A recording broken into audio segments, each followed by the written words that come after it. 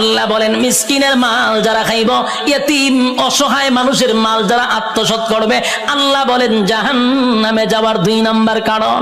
কয় নাম্বার? যুবক ভাই, শুধু নেতার ক্ষেত্রে নয়, তোমার ক্ষেত্র আমার ক্ষেত্র। আমি আরামে খাইয়া ঘুমাইলাম, সুখের ডেকুর দিলাম, পাশের ঘরে এতিম মানুষটা না খাইয়া ঘুমাইছে, কিয়ামতের মাঠে তোমার জবাব দিতে হবে। তুমি খাইলা, পাশের ঘরের মানুষটা আজকে খাইলো না অভাবের কারণে, আল্লাহ কয় জবাব দিতেইব। তাই 2 নাম্বার কারণ হলো গরিব অসহায় মানুষের পাশে না দাঁড়ানোর কারণে।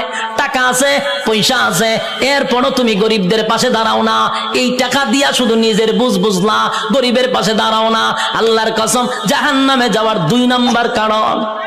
আল্লাহ বলবেন সিংহায় ফু মার, যেই মাত্র আরেকবার ফু দিবে, ওই শেষের ফুয়ে প্রত্যেকটা মানুষের বডির ভিতরে আল্লাহ আবার রুহু দিবে। কাদা মাটির থেকে আবার রুহু পাইয়া মানুষগুলি মাটি গঠন হবে, আবার পুনরায় বডি গঠন হবে। কাদা মাটির থেকে আবার আপনি ওইটা দাঁড়াবেন, যেখানে দাঁড়াবেন, যেখানে বৈশা ওয়াজ শুনতাছেন, সে জায়গাটাই হবে হাসরের মাঠ। যেখানে বই ওয়াজ শুনতাছেন, এটা হাসরের মাঠ হবে। এই পৃথিবীটাকেই আল্লাহ হাসরের মাঠ বানায়া দিবে। কিন্তু এখনকার পৃথিবী আর তখনকার পৃথিবী একরকম নয় রে। তখনকার পৃথিবী আর এখনকার পৃথিবীর মধ্যে উল্লেখযোগ্য একটা বেশ কম থাকবে। এখন তো কত উঁচু উঁচু বাড়ি আছে, পাহাড় আছে, সাগর আছে, নদী আছে, তখন কিছুই থাকবে না, সমতল একটা মাঠের মতো। মানুষ সেখান থেকে এটা দাঁড়াবে। আর বিজ্ঞানী বলেন, মানুষকে আমি কেন দাঁড় করাবো জানো নি? দুনিয়ার জমিনে পরীক্ষা দিছিলি, আমি আল্লাহ সেটার রেজাল্ট তোর হাতে ধরায়া দিব।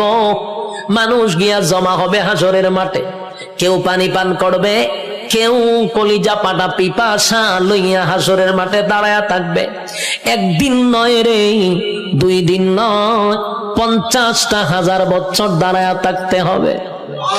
সাধারণ কথা না, সাধারণ কথা না। পানির পিপাসায় জিহ্বা কুকুরের মতো বাহির হবে। আল্লাহর পয়গম্বর বরকতে হাত দিয়ে কাউকে পানি পান করাবে, আর কেউ পানি না পান করে হাসরের মাঠে দাঁড়ায়া থাকতে হবে। 50,000 বছর বাড়ির কাছে না, সূর্যের তাপে মানুষের মাথার মগজগুলি গলে গলে পড়বে, জিহ্বাটাও বাহির হবে। এই অবস্থায় যে কত হাজার বছর মানুষগুলি একটা সময় বিরক্ত হইয়া চিৎকার দিবে আর বলবে, মালিক রে, জান্নাতে দেও না হয় জাহান্নামেই দেও, হাসরের মাঠে আর ভালো লাগে না, সেখান থেকে আমাদেরকে সরায়া দাও। আদম নবীর থেকে লইয়া ঈসা রূহুল্লাহ পর্যন্ত মানুষ সবার কাছেই যাবে একটু আল্লাহর কাছে সুপারিশ করার জন্য।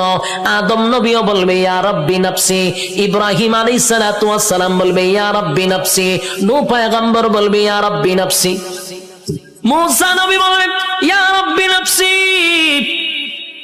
এইভাবে 1,02,24,000 পয়গম্বর ইয়া ঈসা আলাইহিস সালাতু ওয়াস সালাম পর্যন্ত সবাই একটা কথা বলবে, ইয়া রাব্বি নাফসি। আমার কি উপায় হবে? আজকে আল্লাহর সামনে কথা বলার সাহস কোন নবীর হবে না। কথা বুঝতেছেন আমার? আল্লাহ এত রাগান্বিত। এই যুবক ভাই, আলোচনার শুরুতেই বলেছিলাম আল্লাহর নাম রহমান, দয়া মায়া বেশি, কিন্তু আল্লাহর গজব আমরা এখনো দেখি নাই। সেটা হাসরের মাঠে দেখব। আল্লাহ সেদিন কাহার রূপ নিয়ে দাঁড়াবে, সেদিন আল্লাহর সামনে কথা বলার সাহস কোন নবীরাও পাবে না, শুধুমাত্র কেবলমাত্র আমাদের নবী ছাড়া। আদম নবীর থেকে লইয়া ঈসা রূহুল্লাহ পর্যন্ত একটা কথাই বলবে, ইয়া রাব্বি নাফসি। আমার কি উপায় হবে গো? আল্লাহ খালি তর্জমা গর্জন আর গর্জন দিবে, তর্জন আর গর্জন দিবে, আর বলবে নাফরমানরা আমার নিয়ামত খেয়ে আমার নাফরমানি করছস, আজকে দাঁড়া কেউ কথা বলবে কিনা।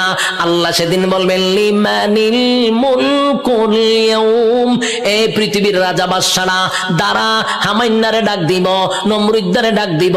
আল্লাহ সেদিন বড় বড় ক্ষমতাশীলরে ডাক দিবে, নমরুদ্দা দাঁড়া, ফেরাউন্না দাঁড়া। আল্লাহ বলবেন সাজ্জাদ দাঁড়া,